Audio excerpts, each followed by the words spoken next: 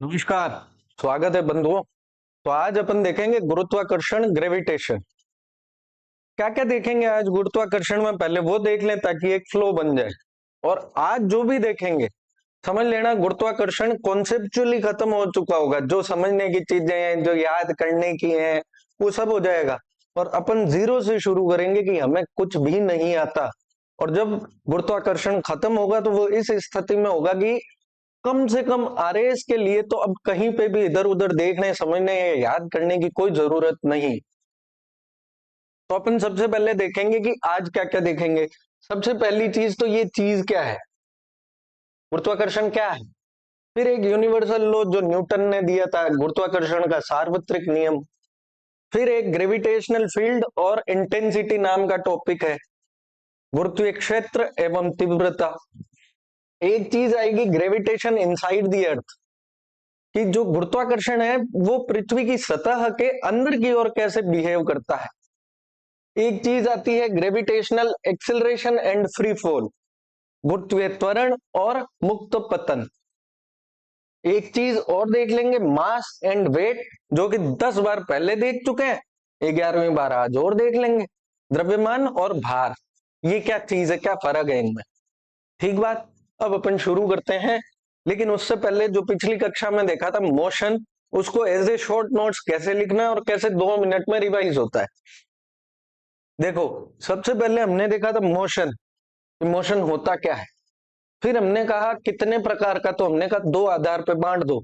एक कि कैसा मार्ग है, दूसरा उस पूरे मार्ग में क्या गति रही है।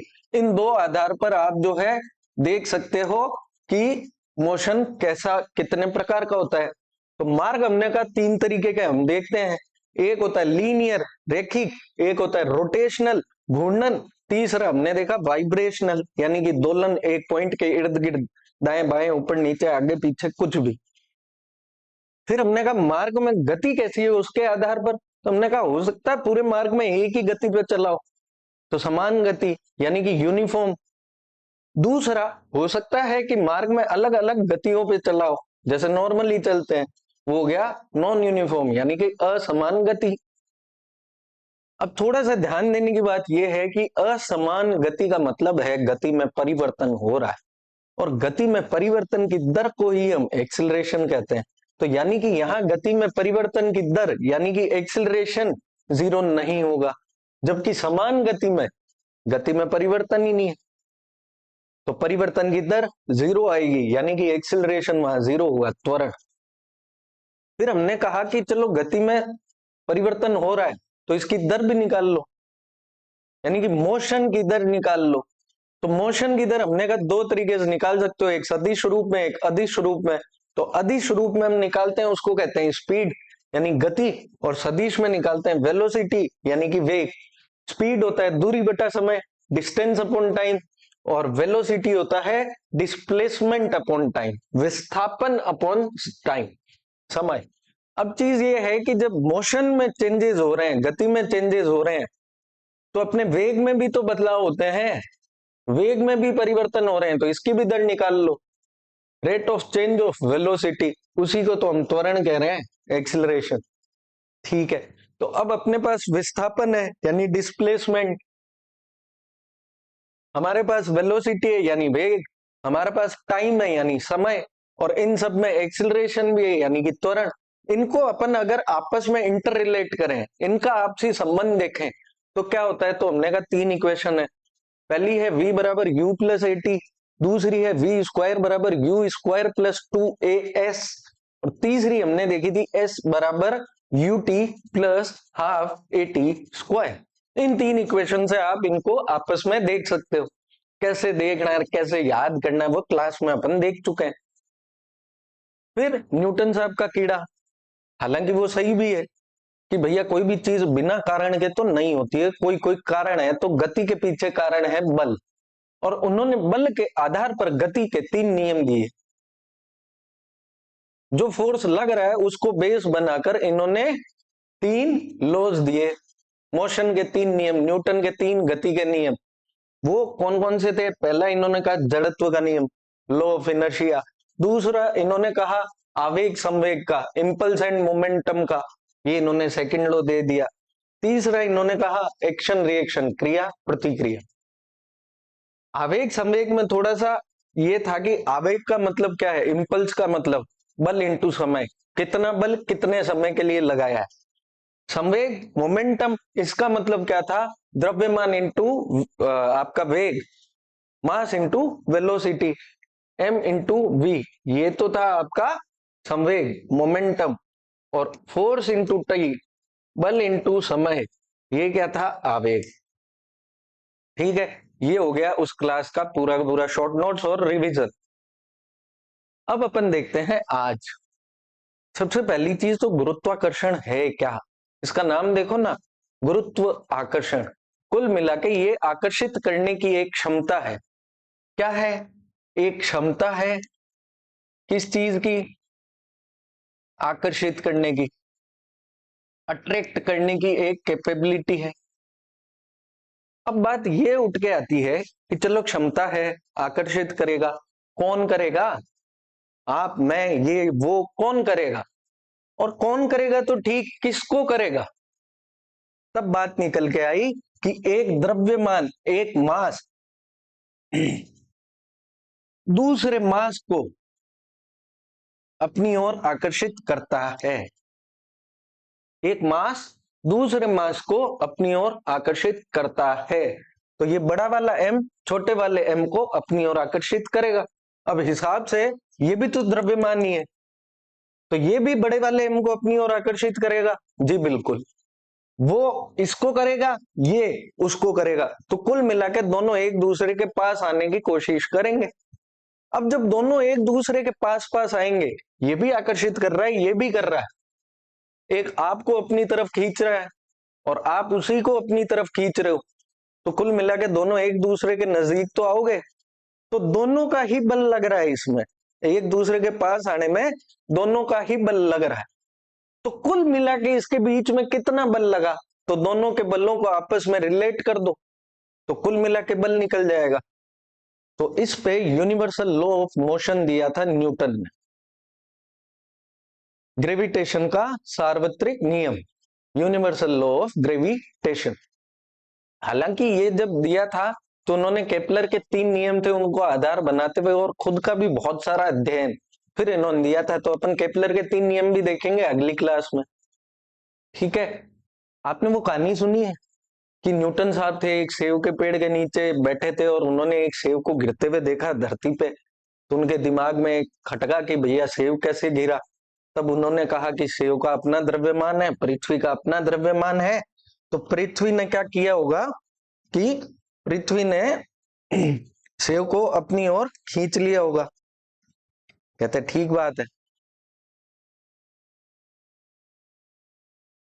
अब वो जैसे यहां बैठे थे, ये आपकी पृथ्वी थी और ऊपर आपका एक सेव था पेड़ पे, तो इन्होंने देखा कि ये जो सेव है ये पृथ्वी की ओर खिसक रहा है और नीचे आया और पृथ्वी पर गिर गए। अब इनको ये तो समझ था कि यार दो द्रव्यमान है आपस में खींच रहे हैं, लेकिन उनको एक चीज ये नहीं समझ आई कि जब ये एक दूसरे को खींच रहे हैं तो होना तो ये भी चाहिए कि कुछ हद तक पृथ्वी ऊपर जाए, कुछ हद तक ये नीचे आए सेव, और दोनों कहीं यहाँ हो। जैसे पृथ्वी मान लो यहाँ थी, सेव यहाँ था, तो ये दोनों कहीं बीच में आके आपस में मिले। लेकिन उन्होंने कहा ऐसा तो हुआ ही नहीं, हुआ तो ये है कि पृथ्वी अपनी जगह पर ही पड़ी, ये नहीं हिली, जबकि जो सेव था वो हिल के नीचे आ गया। तो उन्होंने कहा यार ये सिस्टम क्या है। तब इन्होंने दिमाग लगाया, अध्ययन किया और उन्होंने यूनिवर्सल लॉ दे दिया। और यूनिवर्सल लॉ इन्होंने क्या दिया, इन्होंने कहा कि कोई भी द्रव्यमान, कोई भी मास जब किसी दूसरे मास को अपनी ओर खींचता है तो वो जो बल ये द्रव्यमान लगाएगा दूसरे मास पर, वो बल इसके खुद के मास के समानुपाती होगा। दूसरा इन्होंने ये भी कहा कि ये जो बल की वैल्यू है, एक चीज और है उस पर भी निर्भर कर रहा है, वो है इस द्रव्यमान के केंद्र से उस दूसरे द्रव्यमान के केंद्र की बीच की दूरी पर, और मान लो ये दूरी r है, तो इन्होंने कहा कि जैसे जैसे इन दोनों के बीच की दूरी बढ़ती जा रही वैसे वैसे आकर्षण का बल कम होता जा रहा है, और जैसे जैसे इन दोनों के बीच की दूरी कम होती जा रही इनके आकर्षण का बल भी बढ़ता जा रहा है।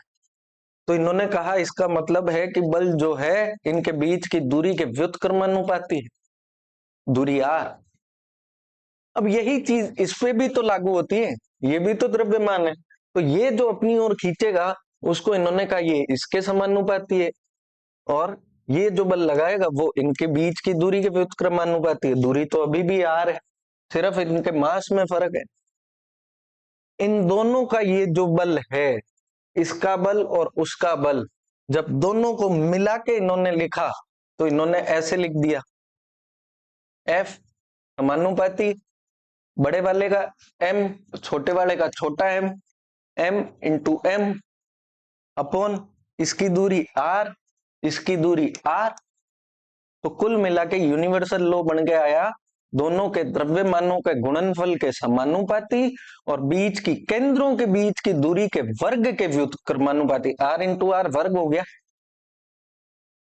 इसको कहते हैं अपन यूनिवर्सल लॉ ऑफ ग्रेविटेशन, और जो कि दिया न्यूटन साहब ने। ठीक है, अब क्या होता है कि अगर आपको पता हो कि अगर अपन समानुपात का चिन्ह हटा के, जैसे ये समानुपात का चिन्ह है, इसको हटा के इसकी जगह इक्वल टू लिखते हैं ना, तो एक तरफ नियतांक आता है। तो जब अपन ने इस गुरुत्वाकर्षण बल के समानुपात को हटाया तो इधर एक नियतांक आया जिसको जी से दिखाते हैं, और इसको कहते हैं ग्रेविटेशनल कांस्टेंट, यानी गुरुत्वीय नियतांक। ठीक है, ये जी आया, बाकी चीजें वैसी की वैसी पड़ी रही। ये कुल मिला के अंतिम सूत्र बनता है जो कोई दो द्रव्यमान है उनके बीच में लगने वाले आकर्षण बल का। अब इतना कह के अपने न्यूटन साहब तो चले गए, रजई ओढ़ ली बस हो गया पलायन। फिर किसी ने कहा यार ठीक बात है, लेकिन जी की वैल्यू तो बताओ कितनी है, वरना निकालेंगे कैसे, इतना कर करा के बैठ जाएंगे, जी तो चाहिए ना। तो एक साइंटिस्ट है केवेंडिश, कौन के वे आदोने डिश, केवेंडिश, इन्होंने बहुत सारे एक्सपेरिमेंट करके कहा जी जो है वो आपका होता है 6.67 इंटू 10 की पावर -11। ठीक है, अच्छा जब इन्होंने बताया था न्यूटन साहब ने कि इन दोनों के बीच में बल लग रहा है, ऐसे लग रहा है, तो किसी ने पूछा कि भाई साहब बल लग रहा है और बल है वो खुद सदिश है, अब मेरे को बताओ ये इस छोटे वाले को अपनी ओर खींच तो रहा है या फिर बड़े वाले को ये खींच रहा है, जो भी ये खींच किस तरफ रहा है, ऐसे टेढ़ा टेढ़ा भी तो खींच सकता है, ये लो, या फिर ये नीचे की ओर भी तो खींच सकता है, यहां ले जाके पटक दे। तब न्यूटन ने कहा नहीं भैया ऐसा नहीं होता है, जो इन दोनों के केंद्रों के बीच की जो रेखा है, इन दोनों के केंद्रों को जोड़ने वाली जो रेखा है ये वाली, इन दोनों के केंद्रों को जोड़ने वाली रेखा के अलोंग अलोंग इसकी दिशा में ही ये एक दूसरे को खींचते हैं। ये इसको इधर खींचेगा, ये इसको इधर, और सीधा सीधा इस रेखा पर, और कहीं बीच में आके मिल जाएंगे। अब वापिस उस तरफ जाओ, वो सेब गिरा था, अपन कह रहे हैं बीच में कहीं मिल जाएंगे, तो फिर सेब ने बीच में तो नहीं मिलाया।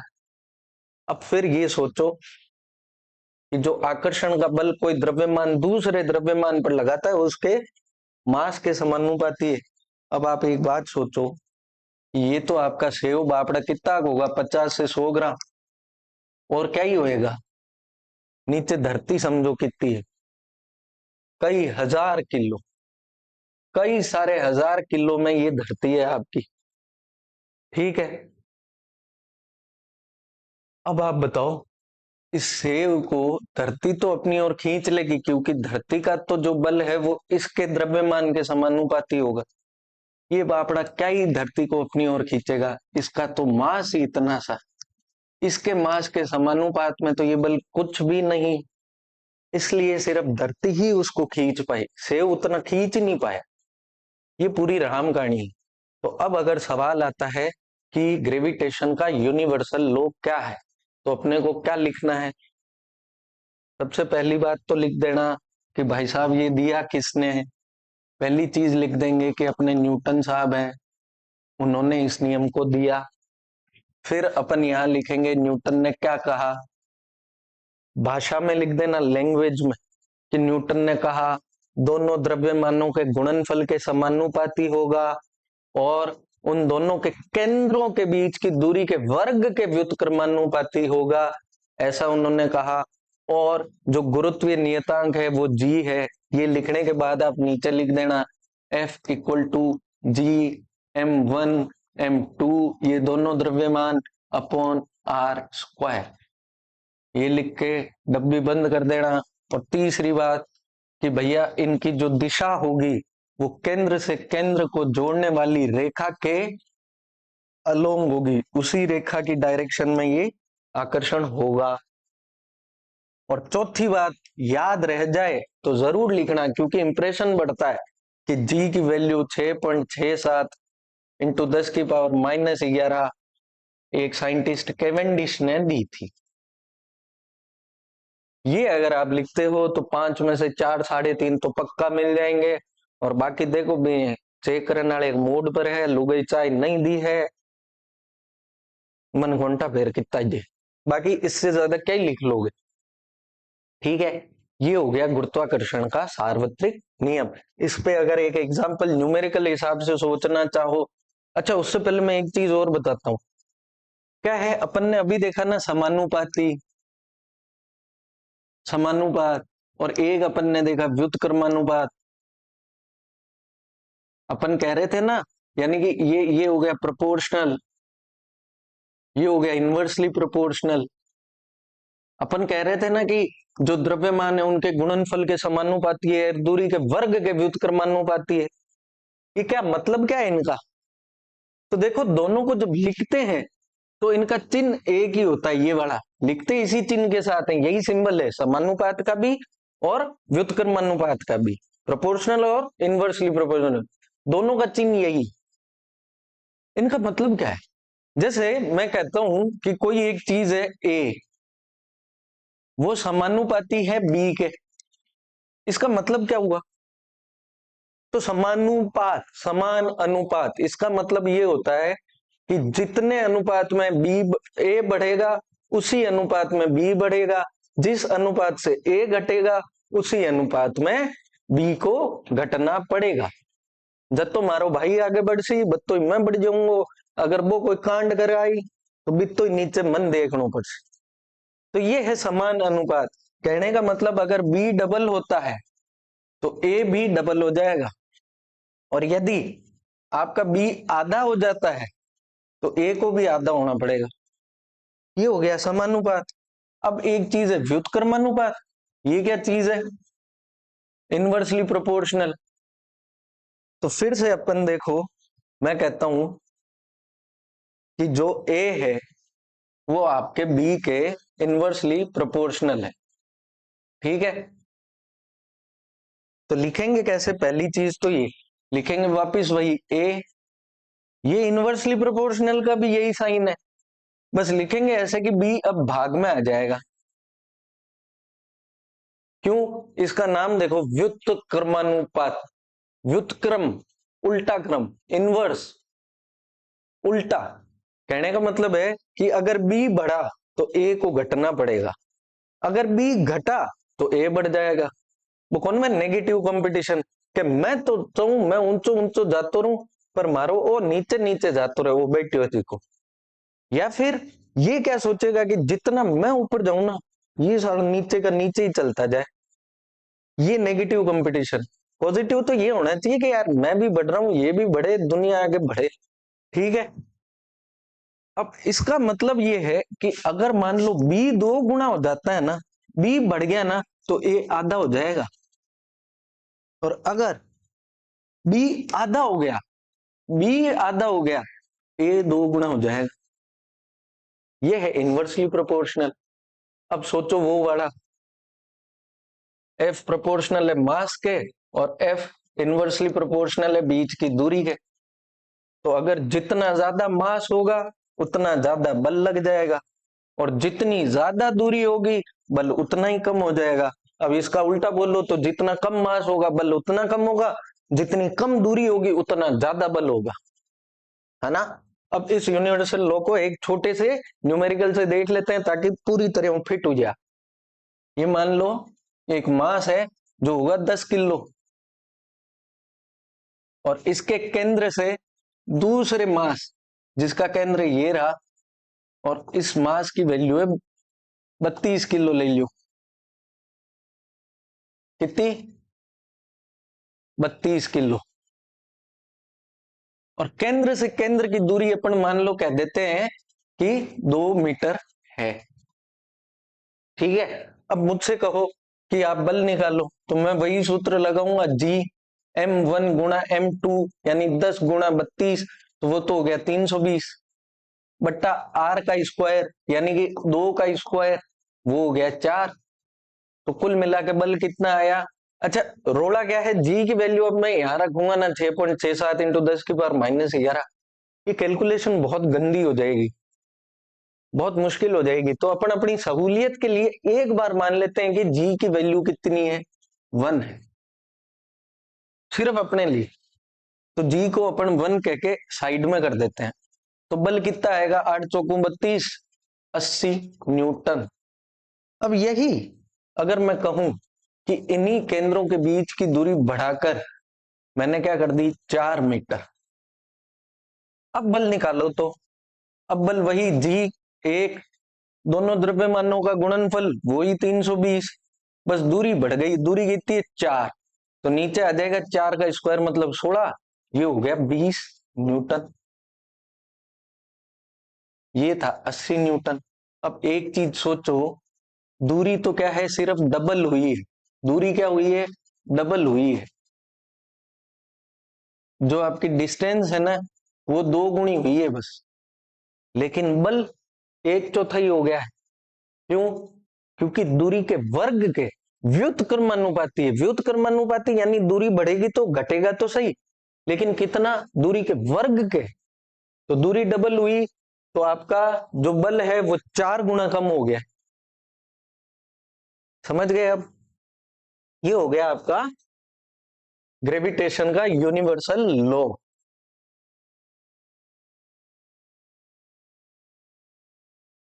ठीक है।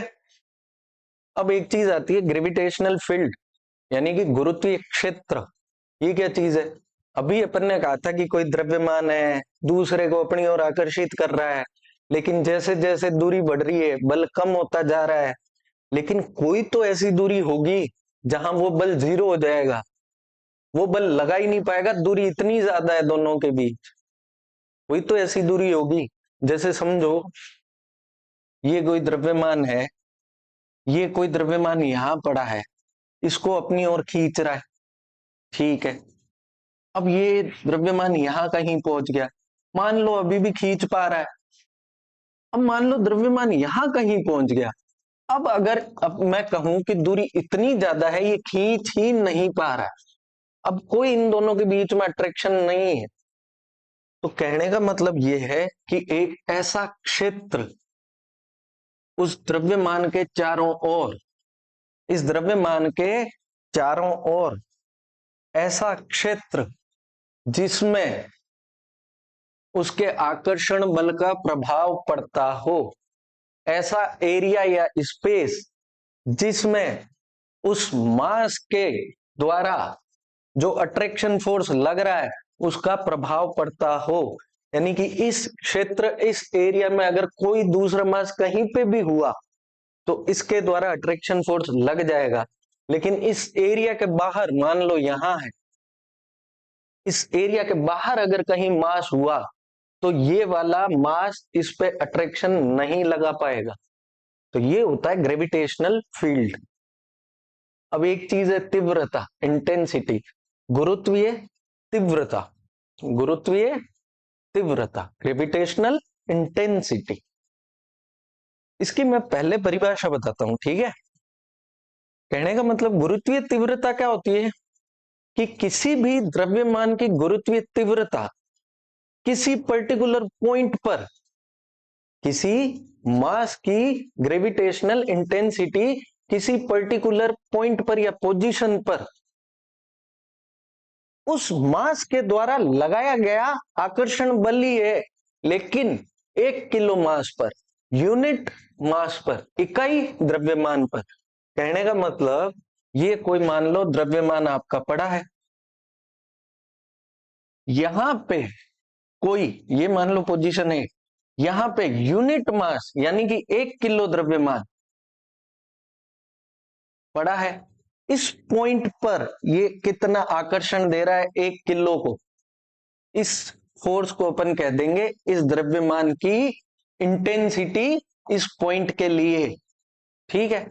मान लो यही 1 किलो अगर यहां पड़ा होता, ये पोजीशन 2 है, तो ये कितना फोर्स लगा पाता, क्योंकि दूरी कम हो गई, फोर्स बढ़ जाएगा, और द्रव्यमान इधर अभी भी 1 किलो है। तो जो भी ये बल लगा पा रहा है 1 किलो पर, यूनिट मास पर, इकाई द्रव्यमान पर, वो बल इस पॉइंट 2 के लिए इस मास की गुरुत्वीय तीव्रता है, ग्रेविटेशनल इंटेंसिटी। समझ गए ग्रेविटेशनल इंटेंसिटी? किसी मास के द्वारा, किसी द्रव्यमान के द्वारा यूनिट मास पर किसी पॉइंट पर लगाया गया बल, उस पॉइंट के लिए इस मास की इंटेंसिटी होती है। ये कुल मिला के इंटेंसिटी क्या है, इतना ध्यान रखना। इकाई द्रव्यमान, इकाई द्रव्यमान, यूनिट मास, यूनिट मास, बस इतना ध्यान रखना। किसी द्रव्यमान द्वारा यूनिट मास पर लगाया गया बल, उस पॉइंट पर इस मास की गुरुत्वीय तीव्रता है, खत्म। ठीक है, तो इसका सूत्र होता है जी एम, ये जो मास है वो खुद, अपॉन आर स्क्वायर, वो पॉइंट कितना दूर है उस दूरी का वर्ग। अब देखो, आपने ये रट लिया, रटने की जरूरत नहीं है, अपने को पता है कि बल की वैल्यू क्या है, जी एम इंटू दूसरा एम अपॉन दोनों के बीच की दूरी का वर्ग। अब यहाँ हो क्या रहा था, इंटेंसिटी में है तो वो भी बल ही, लेकिन 1 किलो पे, तो इस m को 1 किलो लिख दो ना, तो सूत्र क्या बन गया आता है। हेलो, क्या रटना है इसमें, सेट है। तो ये रटने की चीज नहीं है। अगर आपको परिभाषा पता है, सूत्र निकल गया, उस द्रव्यमान को इकाई बनाना है, इस इंटेंसिटी में माध्य में घुसेड़ लेना, इकाई द्रव्यमान। अब एक बात करते हैं अपन कि ग्रेविटी या गुरुत्वाकर्षण जो है वो पृथ्वी की सतह के अंदर अपन जाते हैं तब कैसे काम करता है ना। तो देखना, मान लो ये आपकी धरती है,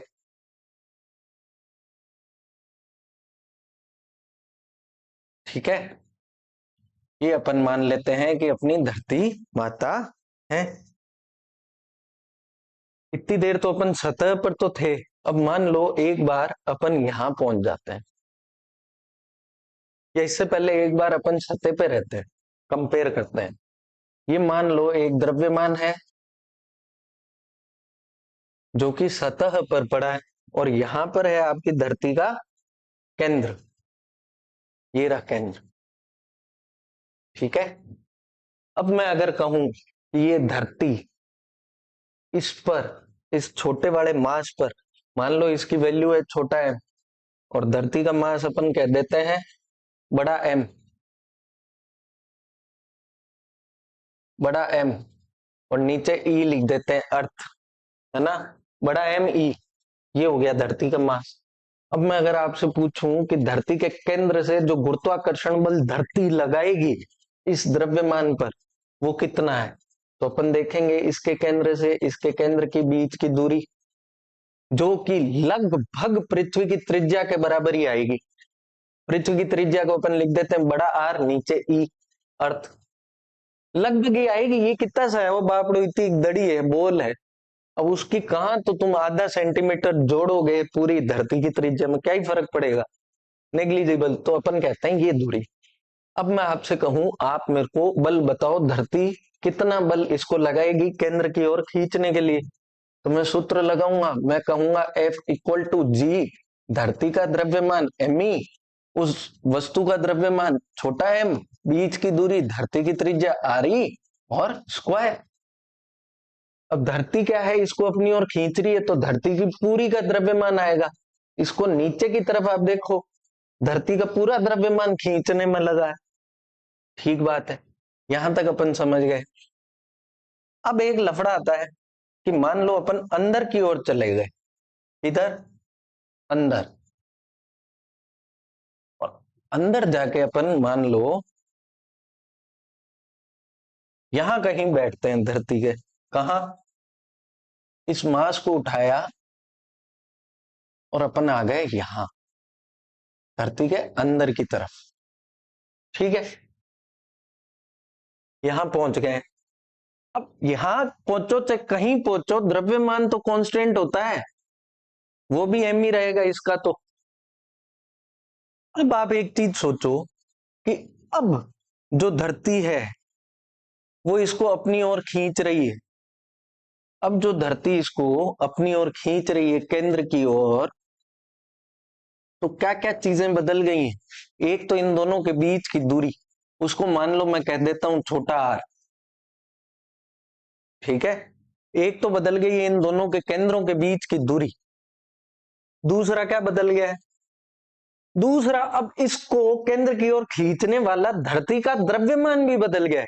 पहले तो ये पूरा द्रव्यमान था, अब इसके नीचे कौन सा द्रव्यमान है जो इसको नीचे की ओर खींचेगा, जो इसके नीचे की तरफ है बचा हुआ, वही तो है। तो कुल मिला के ये वाला द्रव्यमान है ना, सिर्फ इतना ही अब काम आएगा इसको खींचने के लिए। ये वाला जो द्रव्यमान, इतना मात्र इतना सा द्रव्यमान है जो इस अपनी धरती माता का, जो इस द्रव्यमान को अब अपनी ओर खींचेगा। ठीक बात है।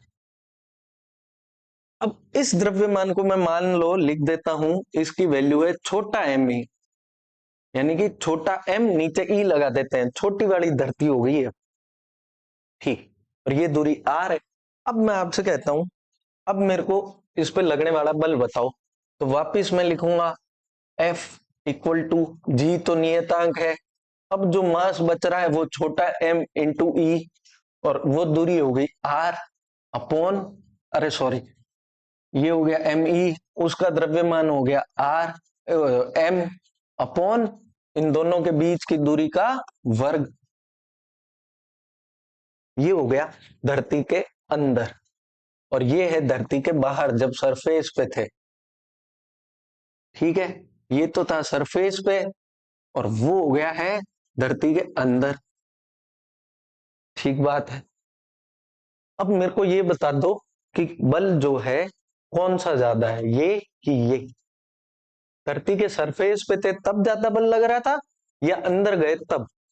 अब मेरे को ये तो पता है, जो न्यूटन सिखा के गया है, कि जो बल होता है, जो बल होता है वो एक तो द्रव्यमान के तो समानुपाती होगा ही होगा, दूसरा उन दोनों के बीच की दूरी के व्युत्क्रमानुपाती होगा ही होगा, इवन वर्ग के व्युत्क्रमानुपाती। पर अपन एक बार दूरी पे ही चलते हैं, चाहे वर्ग हो चाहे कुछ, व्युत्क्रमानुपाती तो है। ठीक है, ये अपने को पता है।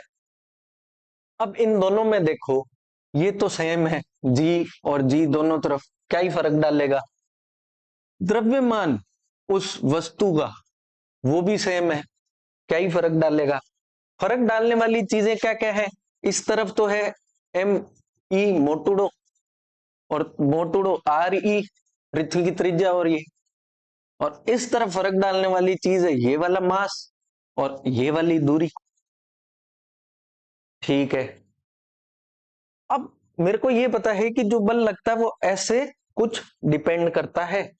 मेरे को बताओ, जो मास है एमई और एमई, इन दोनों में से बड़ा ज्यादा कौन सा है? ये बड़ा वाला एमई या छोटा वाला? सीधी सी बात है कि छोटा वाला एमई है, उससे ये बड़ा वाला, ये तो पूरी पृथ्वी का मास है, ये तो पृथ्वी का एक भाग है। तो मेरे को ये पता है कि ये बड़ा वाला एमई बड़ा है छोटे वाले एमई से। और वापिस वही चीज, आर ई और आर में से क्या बड़ा है? सीधी सी बात है, त्रिज्या बड़ी है उस दूरी से, इस दूरी से ये त्रिज्या तो बड़ी है, इस दूरी से ये त्रिज्या। ठीक है, यहां तक मैं आया। तो कुल मिला के ये समझ आ रहा है कि जैसे जैसे मैं अंदर की ओर जा रहा हूं, जैसे जैसे मैं धरती के अंदर की ओर जा रहा हूं, मेरी जो बीच की दूरी है वो कम होती जा रही है। यहां था तब दूरी इतनी थी, फिर यहां पहुंच जाऊंगा तो दूरी सिर्फ इतनी रह जाएगी, और एक टाइम आएगा मैं केंद्र पे ही बैठ जाऊंगा। तो जैसे जैसे अंदर जा रहा हूं, मेरी दूरी जो है वो कम हो रही है।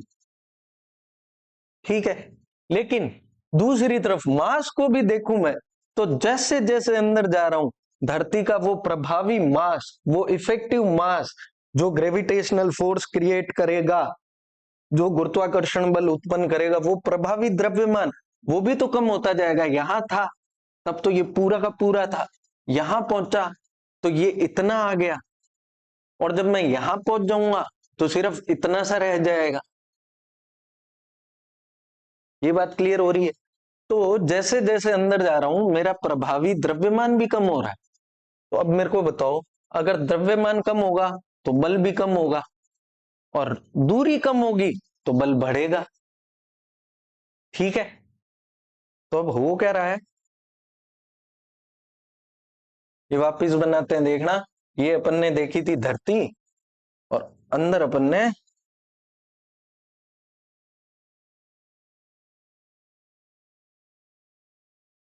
ऐसे कुछ किया था। हमने कहा था कि अभी जो प्रभावी मास है वो सिर्फ इतना ही है, और जो मास काम नहीं आ रहा है वो मान लो ये हरा वाला है। ठीक है, अब हमने कहा कि जैसे जैसे मैं अंदर जा रहा हूं, वैसे वैसे मेरी दूरी भी कम होती जा रही है केंद्र से, ये दूरी भी कम होती जा रही है, और धरती का प्रभावी मास भी कम होता जा रहा है। ठीक है, तो इन दोनों के हिसाब से मैं कहूं तो एक तरफ तो बल बढ़ेगा क्योंकि दूरी कम हो रही है, ये व्युत्क्रमानुपाती, और एक तरफ बल कम होगा क्योंकि ये जो प्रभावी द्रव्यमान है वो भी कम होता जा रहा है। एक तरफ तो अपन कह रहे हैं जैसे अंदर जाएंगे बल बढ़ेगा, एक तरफ कह रहे हैं नहीं नहीं बल तो घटेगा। तो आप बताओ क्या होगा?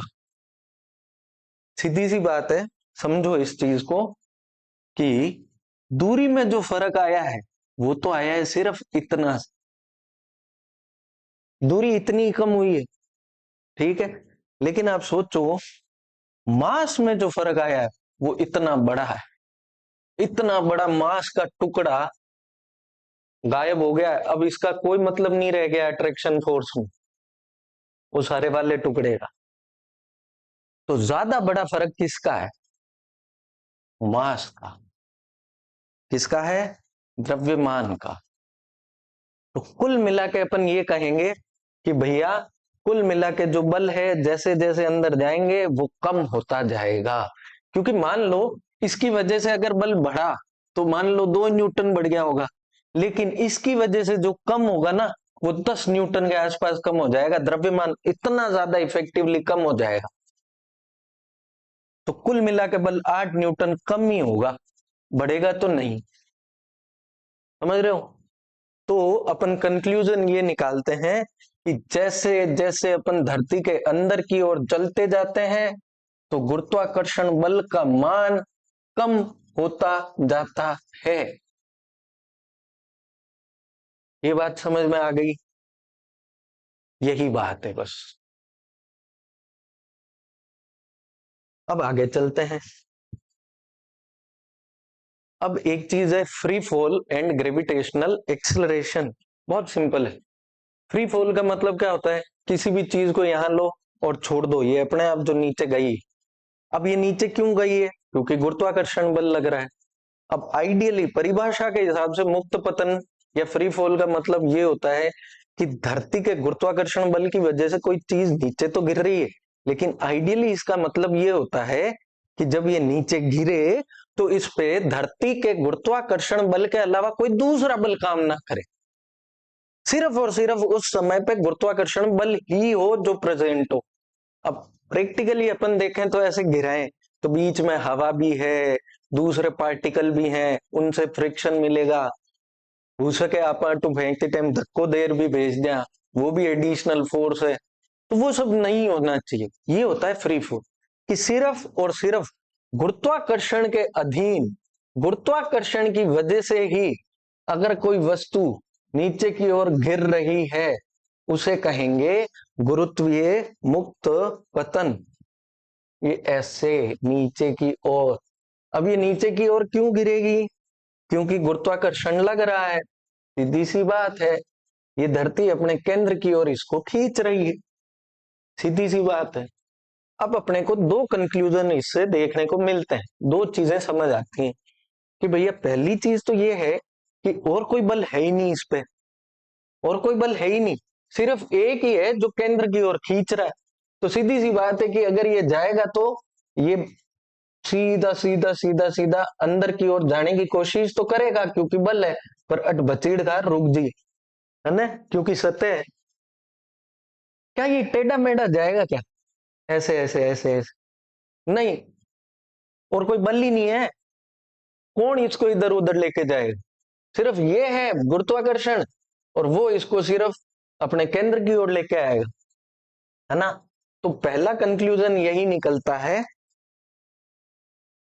कि दिशा में कोई परिवर्तन नहीं होगा, दिशा में परिवर्तन नहीं होगा। No change in the direction of the motion, motion के डायरेक्शन में कोई चेंज नहीं होगा अगर ये फ्री फॉल में है तो, मुक्त पतन में है तो। दूसरा, जब मैंने इसको यहां से ऐसे छोड़ा तो अभी छोड़ने से जस्ट पहले आप सोचो इसका वेग कितना है, 0 है। अब जिस समय छोड़ूंगा उस समय भी ये 0 ही है, छोड़ते ही ये 0 पर ही है।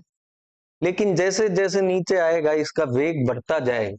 क्यों बढ़ेगा वो एक सेकंड में अभी बताता हूं लॉजिकली, पर पहले ये कि जैसे जैसे ये नीचे आता जाएगा ना इसका वेग बढ़ता जाएगा। फॉर एग्जाम्पल ये शुरुआत में 0 था, हो सकता है यहाँ के 10 किलोमीटर पर सेकंड आ जाए, यहाँ के 15 किलोमीटर पर सेकंड आ जाए, यहाँ जस्ट सतह के पास 20 किलोमीटर पर सेकंड आ जाए और बचीड़ खा दी। इस प्रकार वेग में परिवर्तन हो रहा है, और वेग में अगर परिवर्तन होता है तो इसकी दर को ही अपन कहते हैं त्वरण, एक्सिलरेशन। और मुक्त पतन में सिर्फ गुरुत्वाकर्षण है जिसकी वजह से ये परिवर्तन हो रहा है, तो इसकी दर को अपन कहते हैं गुरुत्वीय त्वरण, ग्रेविटेशनल एक्सिलरेशन, गुरुत्वीय त्वरण। और जिसको अपन जी से डिनोट करते हैं, जी से अपन लिखते हैं। समझ में आ गई ये बात? अब एक चीज है, अपन कह रहे हैं ये वेलोसिटी क्यों बढ़ रही है, वो लॉजिकल चीज है। आप सोचो ये पोजीशन 1 है, ये मान लो पोजीशन 2 है, यहां पहुंच गया होगा, और ये 3 है मान लो पोजीशन, मान लो। अब देखो इसकी केंद्र से दूरी देखो आप, पोजीशन 3 की मान लो ये 10 मीटर थी, दूसरी की आप देखो दूरी, मान लो ये 15 मीटर थी, इससे तो ज्यादा ही है। तीसरी की आप दूरी देखो, मान लो ये 20 मीटर थी, है ना, ऊंचाई तो इसकी ज्यादा है, फिर इसकी है, फिर इसकी है। अब आप केंद्र से दूरी देखो किसकी सबसे ज्यादा है, सबसे ज्यादा 3 नंबर की है, फिर 2 नंबर की, फिर 1 नंबर की। और जो अब गुरुत्वाकर्षण बल लगेगा वो दूरी के व्युत्क्रमानुपाती है, तो सबसे ज्यादा बल कहाँ लगेगा, वो भी 3 नंबर पे लगेगा, उसके बाद में 2 नंबर पर लगेगा, और सबसे कम 1 नंबर पर है। अब लॉजिकल है, बल आप जितना ज्यादा लगाओगे उतनी ज्यादा गति में परिवर्तन होगा।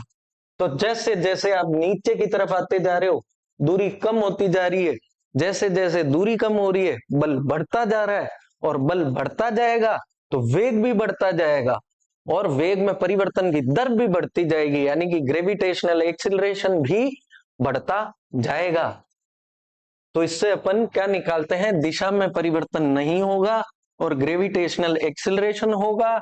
और जैसे जैसे आप ऊंचाई से नीचे की ओर आते हो ग्रेविटेशनल एक्सिलरेशन बढ़ता जाता है, क्योंकि फोर्स भी बढ़ता जाएगा, क्योंकि दूरी केंद्र से घटती जा रही है। समझ रहे हो? इसी चीज को अगर मैं उल्टा बोल दूं कि भाई मैं जैसे जैसे ऊपर जाऊंगा वैसे वैसे ग्रेविटेशनल एक्सेलरेशन कम होगा। क्यों? क्योंकि बल कम होता जाएगा। बल क्यों कम होगा? क्योंकि केंद्र से दूरी बढ़ती जाएगी, और दूरी बढ़ना मतलब फोर्स, और ये दोनों व्युत्क्रमानुपाती हैं, तो दूरी बढ़ेगी तो बल कम होगा, बल कम होगा तो जी कम हो जाएगा। तो कुल मिला के ये है, ग्रेविटेशनल एक्सिलरेशन कांस्टेंट नहीं होता है, गुरुत्वीय त्वरण कम नहीं होता है। वो डिपेंड करता है कि आप केंद्र से कितनी दूरी पर हो, आप केंद्र से कितनी दूरी पर हो, इस चीज पर डिपेंड करता है। और अपन जो वो 9.8 मीटर पर सेकंड स्क्वायर निकालते हैं वो है पृथ्वी की सतह पर, जब आप धरती के सरफेस पर पड़े हो, जब आप यहां हो, इस पोजीशन पर कितना होगा। तो वही इसका एक सूत्र है, G M upon R square, यानी कि केंद्र से दूरी।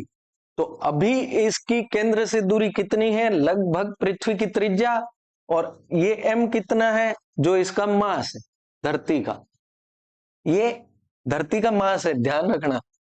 तो जब आप जी की वैल्यू धरती का मास और त्रिज्या का स्क्वायर करके लिखते हो तो उत्तर आता है 9.8 मीटर पर सेकंड स्क्वायर। अब एक तो है कि आप G M upon R square रटो, और फिर रटो कि ये जो एम है वो धरती का है, तो ये अपन समझ ही लेंगे ये सूत्र आया कैसे। हालांकि मेरे को नहीं लगता कि एग्जाम में ये आपको डेरिवेशन करना हो, पर हो सकता है 10 नंबर में आ जाए, सारा करना ही पड़ जाए। और मुश्किल नहीं है, 2 लाइन का ही है। आप एक चीज सोचो, हम कहते हैं कि कोई वस्तु है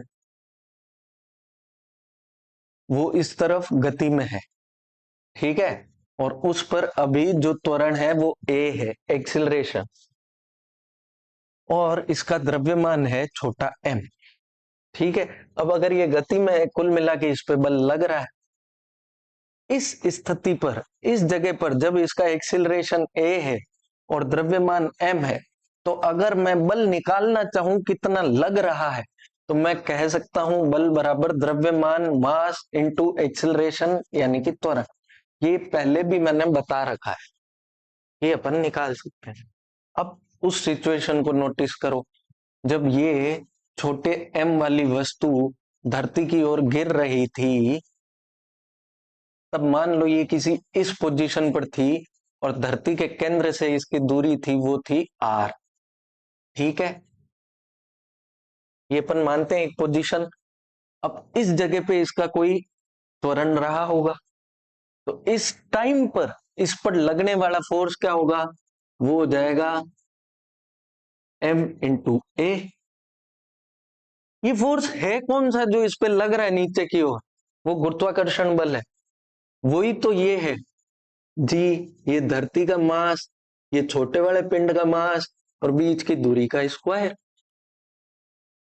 अब आप इसको सोल्व करो तो m से तो m कट गया, पीछे बचता है a बराबर G M E upon R square, और a का मतलब है एक्सिलरेशन, और यहां पे गुरुत्वीय त्वरण, g बराबर G M E upon R square. आगे आपका सूत्र 2 लाइन का है, समझ में आया हो तो। एक चीज इसमें नोटिस करने वाली ये भी है, आप देखो m दोनों तरफ था इसलिए कट गया है, जो वस्तु गिर रही है उसका द्रव्यमान इसके सूत्र में कहीं है ही नहीं। इसका मतलब अगर वो वस्तु चाहे 10 किलो की हो चाहे 50 किलो की हो, त्वरण बराबर लगेगा। त्वरण का फर्क और फर्क सिर्फ इस चीज पर पड़ेगा कि वो कितनी ऊंचाई पर है या कितनी गहराई में है, इस दूरी पर ही फर्क पड़ रहा है। बाकी किसी चीज का, क्योंकि ये भी कांस्टेंट है, धरती का द्रव्यमान भी कांस्टेंट है, फर्क सिर्फ दूरी का पड़ रहा है, कितने ऊंचे हो सरफेस से या कितने नीचे हो। अब अपन देखते हैं गुरुत्वीय त्वरण की निर्भरता, ये किस किस चीज पर निर्भर करता है। उसमें पहली चीज तो यही आती है, वो वस्तु का द्रव्यमान, यानी कि जो ऑब्जेक्ट था नीचे गिर रहा था उसका मास। तो ये तो अपन ने देख लिया, इस पर निर्भर नहीं करती, नहीं करेगी, डिपेंड नहीं करती, है ना। किस पर डिपेंड करता है? सिर्फ और सिर्फ बीच में दूरी कितनी है, ऊंचाई कितनी है या गहराई कितनी है केंद्र से। ठीक है। दूसरा वही बात, हाइट एंड डेप्थ, ऊंचाई और गहराई। ऊंचाई और गहराई का मतलब ये है कि ये मान लो आपकी धरती है और ये इसका सरफेस है, सतह। ठीक है। ये इसका हो गया केंद्र। ठीक है। अब आप सरफेस से कितना नीचे बैठे हो या कितना ऊंचा बैठे हो, इस पर ये डिपेंड करता है। ये अपन 10 बार बोल चुके हैं।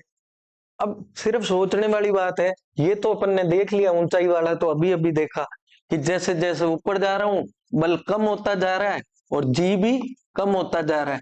यानी कि जैसे जैसे ऊंचाई बढ़ेगी वैसे वैसे जी कम होगा। इसका मतलब ये भी तो कह सकता हूं हाइट के इनवर्सली प्रोपोर्शनल है जी। जी क्या है?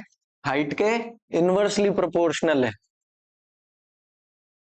यही तो होता है इनवर्सली प्रोपोर्शनल का मतलब, जैसे जैसे हाइट बढ़ेगी वैसे वैसे जी को कम होना पड़ेगा। ठीक है। डेप्थ की अगर बात करें, गहराई की, तो अपन ने देखा था अभी पृथ्वी के अंदर गुरुत्वाकर्षण कैसे काम करता है। तो हमने कहा था कि जैसे जैसे अपन नीचे जाते हैं बल कम होता है। क्यों?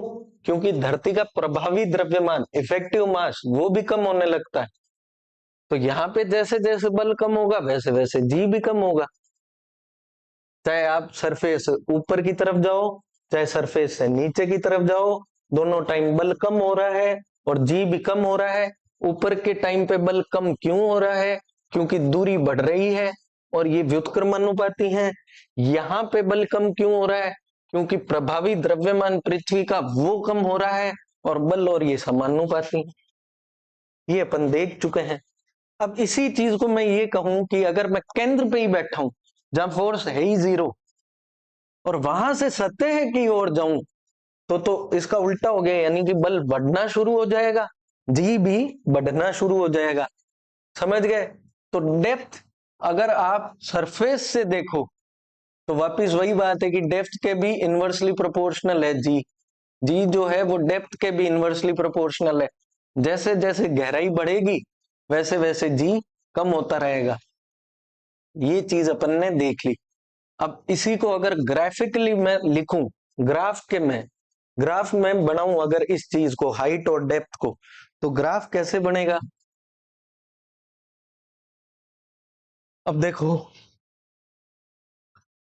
मान लो ये वाई एक्सिस पे है जो आपका ग्रेविटेशनल एक्सिलरेशन है, गुरुत्वीय त्वरण। और इस एक्स एक्सिस पे अपन ले लेते हैं हाइट या डेप्थ, कुछ भी कह लो। अभी अपन देखते हैं कैसे।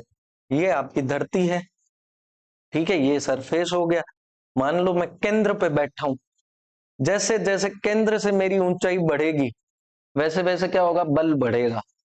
जब तक सरफेस पे पहुंचूंगा बल बढ़ेगा, तो ग्रेविटेशन यहां बढ़ेगा केंद्र से ऊपर की ओर आते समय।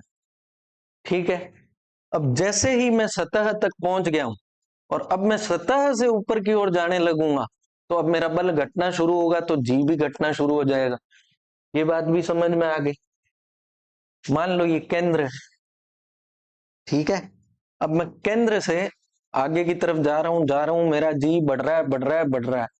जैसे ही मैं सतह पर आया, जैसे ही मैं सतह पर आ गया, ये मान लो सतह आ गई, तो अब क्या होगा?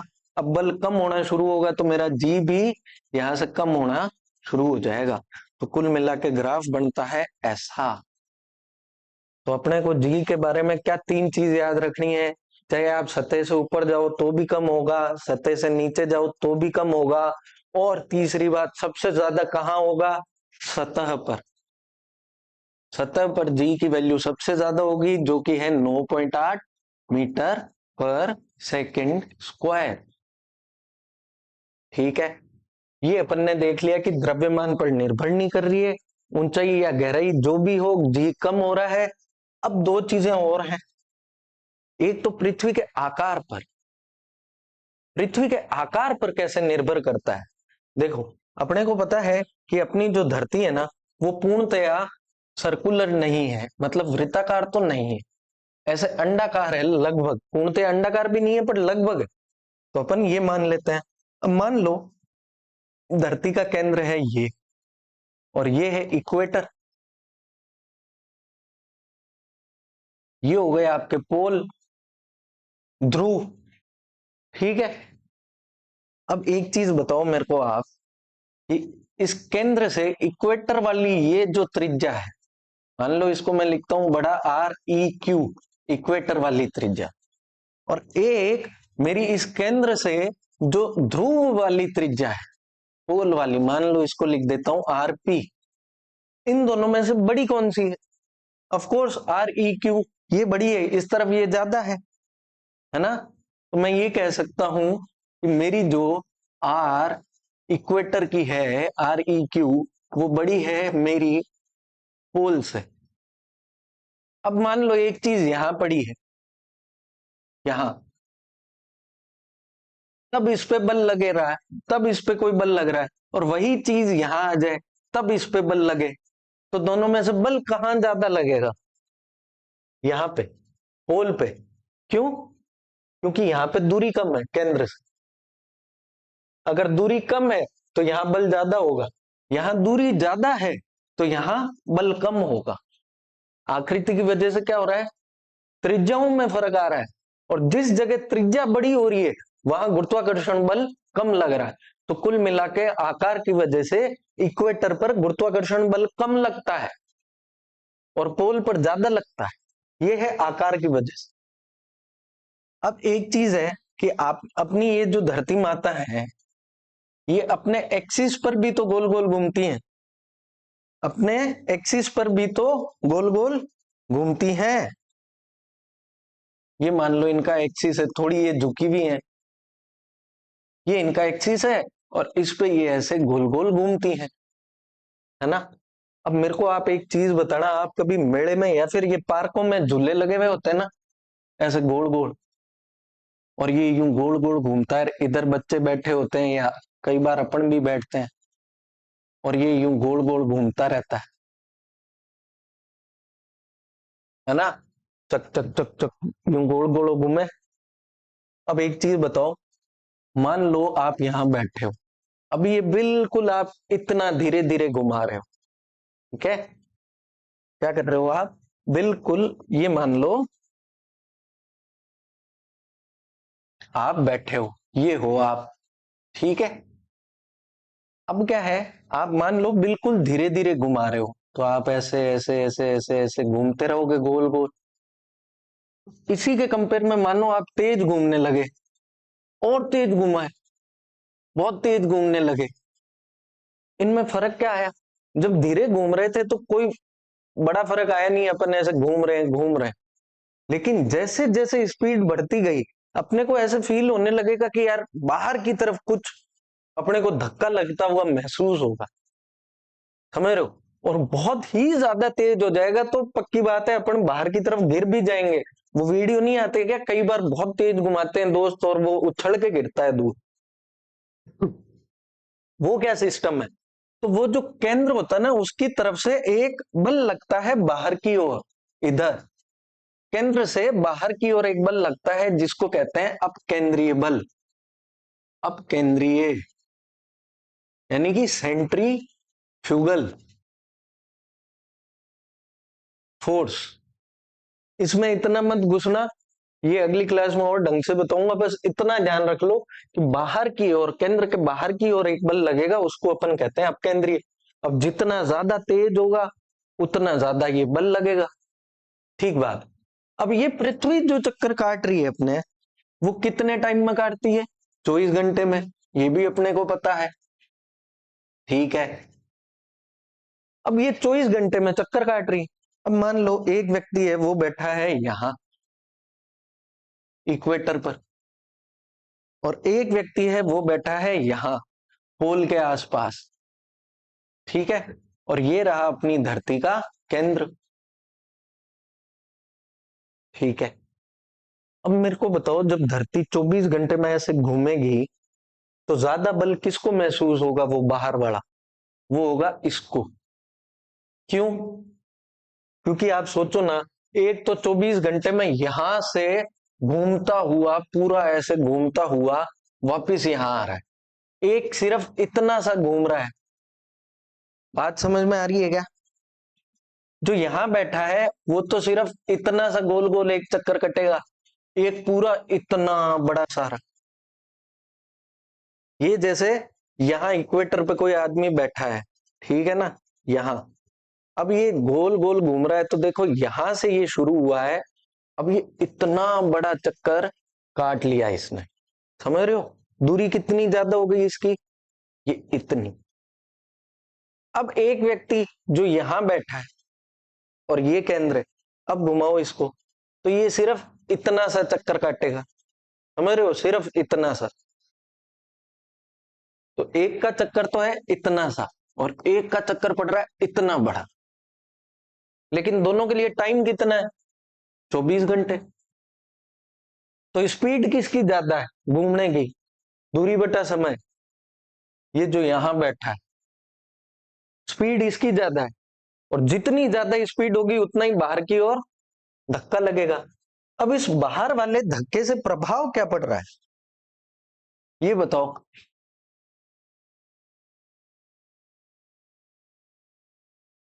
बाहर वाले धक्के से प्रभाव क्या पड़ रहा है? कुछ भी नहीं, एक छोटा सा प्रभाव पड़ रहा है जो काफी बड़ा है।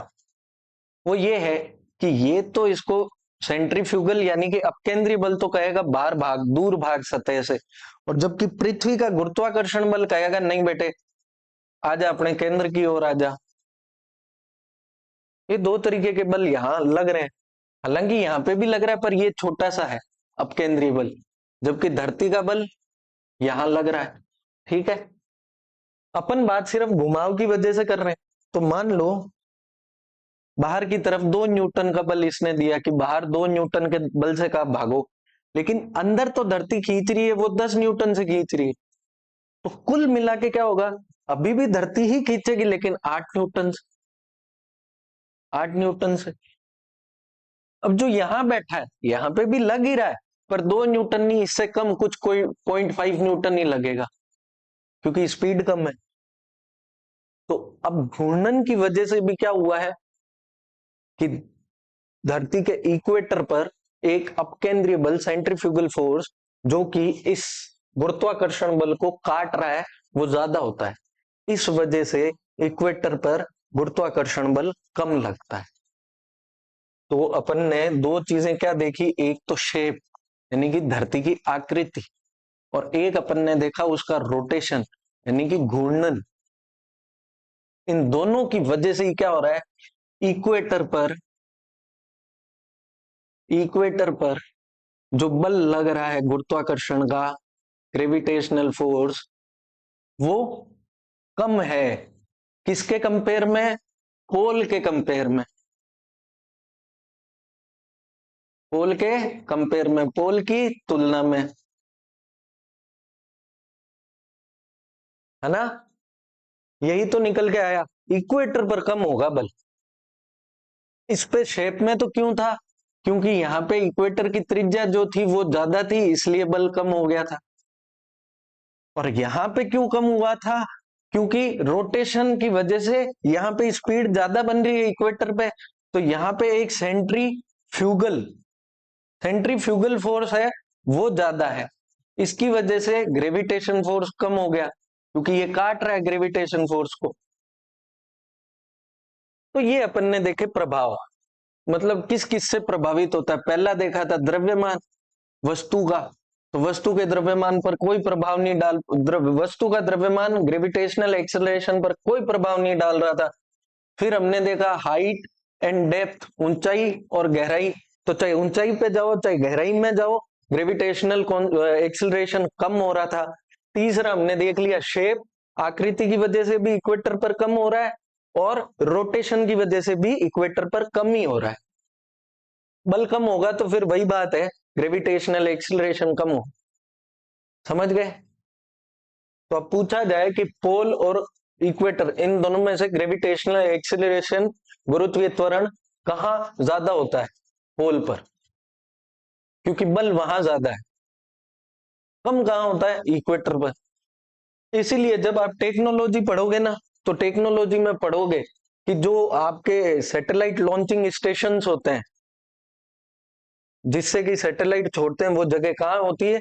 वो लगभग धरती के इक्वेटर के आसपास सिचुएटेड होते हैं, यहाँ यहाँ यहाँ यहाँ यहाँ। क्यों? क्योंकि यहाँ पे गुरुत्वाकर्षण बल कम है, तो यहाँ पे ग्रेविटेशनल एक्सीलरेशन भी कम है।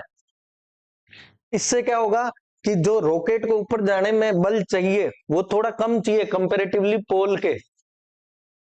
इससे अपने ईंधन की बचत होती है। तो इक्वेटर पर ग्रेविटेशनल फोर्स कम होता है कंपेयर टू पोल, पोल पर ज्यादा होता है, ये ध्यान रखना। हालांकि इनमें कोई बहुत ज्यादा फर्क नहीं पड़ेगा। यहाँ 9.8 मीटर पर सेकंड स्क्वायर है, तो यहाँ कुछ 9.6 या 9.5 आ जाएगा, इससे ज्यादा नहीं है, पर फर्क तो है ही। पूछा जाए तो ये है उत्तर। ठीक है, अब निर्भरता अपन ने देख ली है। अब एक टर्म आती है छोटी सी, मास एंड वेट, द्रव्यमान और भार, जिसको 10 बार कर चुके हैं, फिर कर लेते हैं। द्रव्यमान का मतलब क्या है? मास का मतलब, द्रव्यमान का मतलब है कि किसी भी वस्तु में जो पदार्थ है उसकी मात्रा कितनी है। मान लो एक वस्तु, एक डब्बो है, डब्बे में मारकन 2 चॉकलेट है।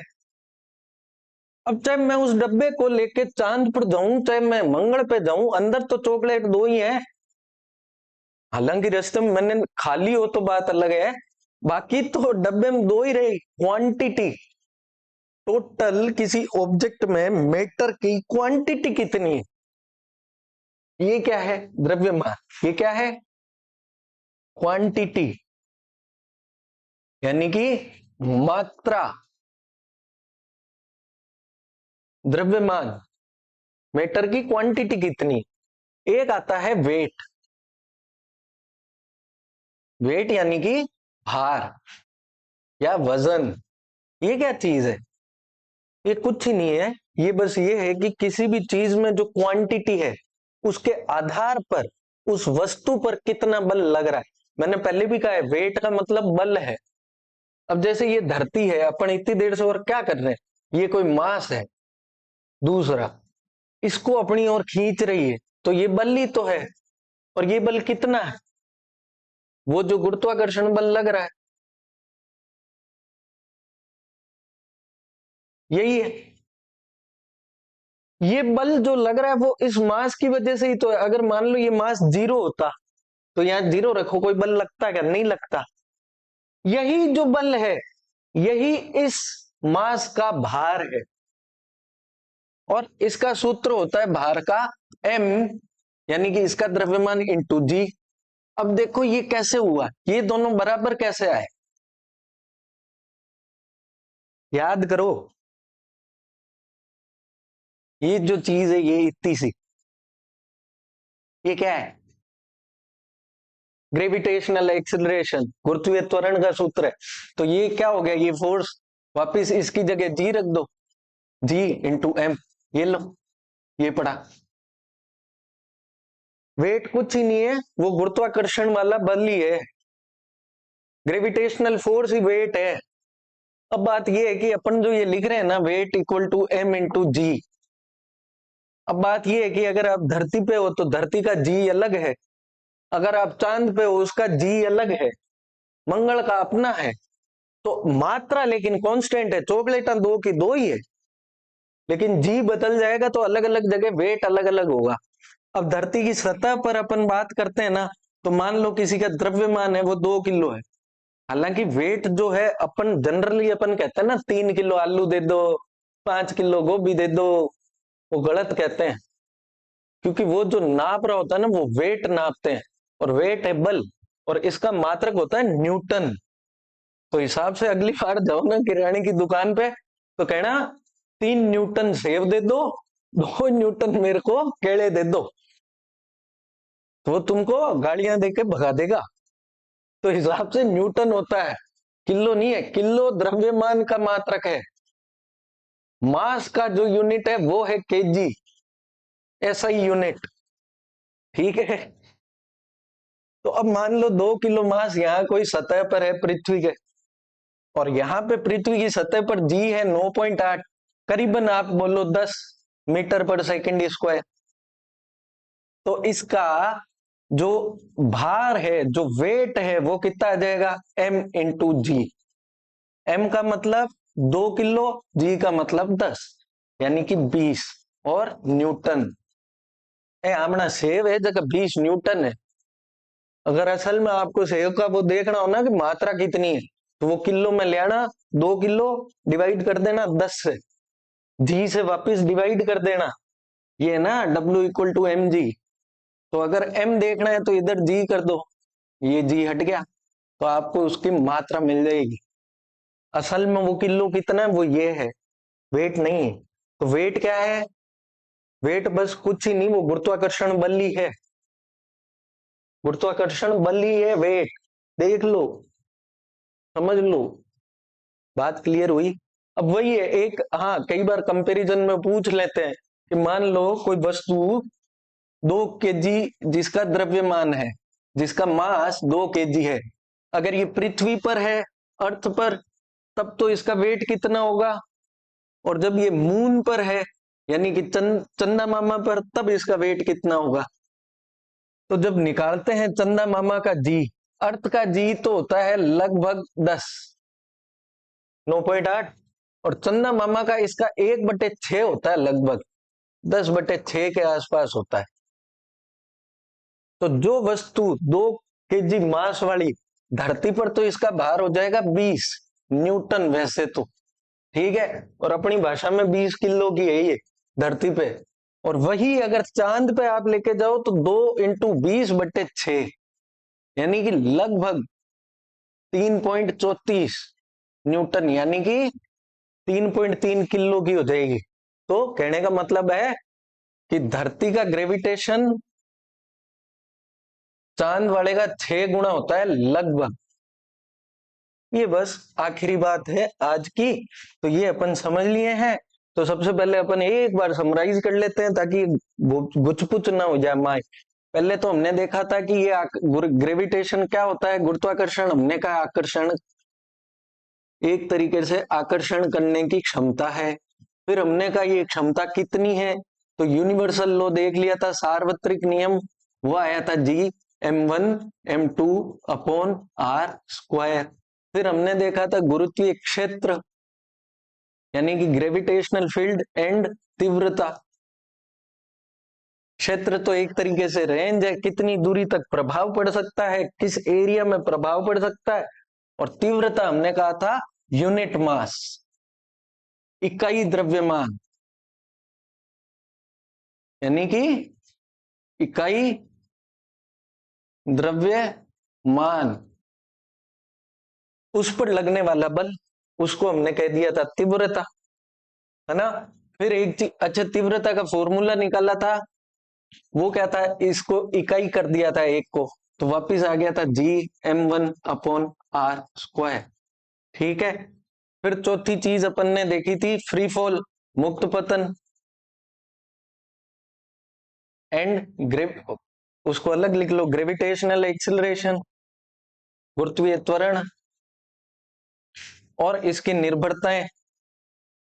निर्भरता किस किस पर देखी थी, एक तो खुद वस्तु के द्रव्यमान पर, कि कोई द्रव्यमान पर निर्भर नहीं कर रही है। दूसरा हाइट एंड डेप्थ, सतह से कितने ऊंचे हो चाहे कितने नीचे हो, हमने कहा जी तो घटेगा ही घटेगा, चाहे ऊपर जाओ चाहे नीचे जाओ। तीसरा हमने देखा पृथ्वी की आकृति, शेप, तो हमने कहा इक्वेटर पर फोर्स जो होगा, इक्वेटर पर फोर्स कम होता है। और जब हमने कहा रोटेशन धरती का, उस पे कैसे निर्भर कर रहा था, कि एक सेंट्रीफ्यूगल फोर्स आ रहा था, इसलिए फिर इक्वेटर पर गुरुत्वाकर्षण बल को इसने भी कम कर दिया, ये अपन ने देखा। ग्रेविटेशनल एक्सेलरेशन का फॉर्मूला क्या निकल के आया था? जी एम, अर्थ की बात करें तो ई अपॉन आर स्क्वायर, कि वो दूसरी वस्तु कितनी दूरी पे है केंद्र से। और क्या देखा? यही देखा, वेट और मास देखा था, उसको तो क्या ही लिखे हैं। ठीक है, तो कुल मिला के ये 3 सूत्र आज देखे हैं। लोग रटते हैं, इनको रटने की कोई आवश्यकता नहीं है।